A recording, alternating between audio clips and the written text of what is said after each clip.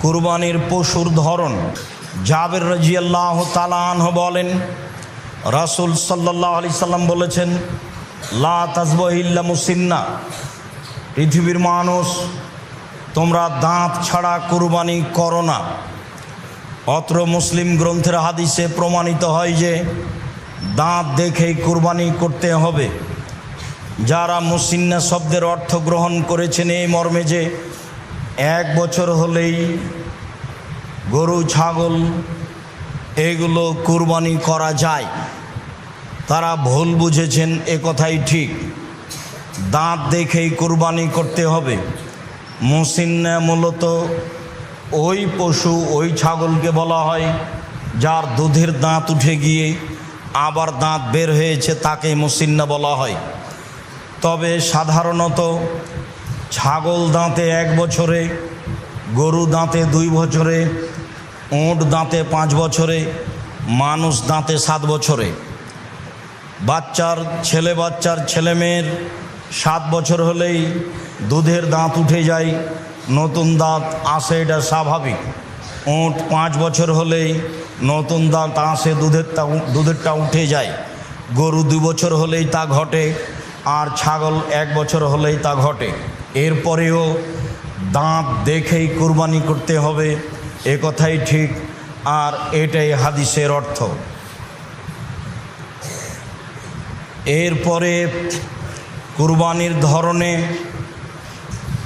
আলী রাদিয়াল্লাহু তাআলা আনহু বলেন, আমারানা রাসূলুল্লাহ সাল্লাল্লাহু আলাইহি সাল্লাম আন নাস্তাসরিফা লানা আল ওজনা, আল্লাহর নবী আমাদেরকে পশু ক্রয়ের সময় আদেশ করেছেন যে আমরা পশুর চোখ কান ভালোভাবে দেখে নিব, যাতে করে তার চোখে কোনো ত্রুটি না থাকে, কানে কোনো ত্রুটি না থাকে, পায়ে কোনো ত্রুটি না থাকে। নিখুঁত প্রাণী কিনব, এ আদেশ আমাদেরকে আল্লাহর নবী করেন। বারা ইবনে আজিব রাদিয়াল্লাহু তাআলা আনহু বলেন, সুইলা রাসূলুল্লাহ সাল্লাল্লাহু আলাইহি সাল্লাম মাজা ইত্তাকানি জাহায়া, আল্লাহর নবী কুরবানি কেমন পশু হতে হবে এই জিজ্ঞাসা আল্লাহ রাসূলকে করা হয়েছিল। ফাকালা আশারা বেয়াদিহি আরবান, তিনি হাতের ইশারা করে হাত দিয়ে দেখালেন কুরবানি কেনার সময় 4টে জিনিস দেখে নিতে হবে। আল আরজাওয়াল বাইয়িনু যালওয়াহা, অল আওয়ারওয়াল বাইয়িনু আওয়ারওয়াহা, অল মারিজাতাল বাইয়িনু মারাজুহা, অল আজফাল্লাতি লা তুনকা। পশু নেওয়ার সময় দেখে নিতে হবে স্পষ্ট ল্যাংড়া হয় না যেন, স্পষ্ট কানা হয় না যেন, স্পষ্ট রোগা হয় না যেন, গায়ে গোস্ত থাকে যেন, মোটা তাজা হয়, শুখা শুষ্ক গায়ে গোস্ত নাই এমন হয় না যেন। তিনি 4টে জিনিস অত্র হাদিসে দেখার জন্য বললেন। স্পষ্ট কানা, স্পষ্ট খোড়া, স্পষ্ট রোগা এবং গায়ে গোস্ত, এইগুলোর কথা তিনি উল্লেখ করলেন।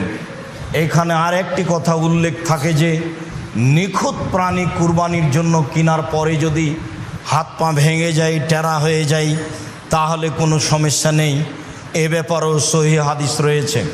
তবে খুদ অলাই গরু যদি কিনা হয় তাহলে তা আবার ফেরত দিতে হবে, ওটা পরিবর্তন করে নতুন কিনতে হবে। কেনার পরে যদি প্রাণী নিখুঁত হয়ে ক্ষতিপূর্ণ হয়ে যায়, তাতে কোনো দোষ ত্রুটি দেখা যায়, তাহলে তাতে কোনো সমস্যা নেই। তবে নিখুঁত যদি কিনতে না পারেন, ক্ষতিপূর্ণ কিনে থাকেন, তাহলে পশু পরিবর্তন করতে হবে, এ কথাই ঠিক। নিখুঁত প্রাণী কুরবানি করতে হবে, এ কথাই ঠিক।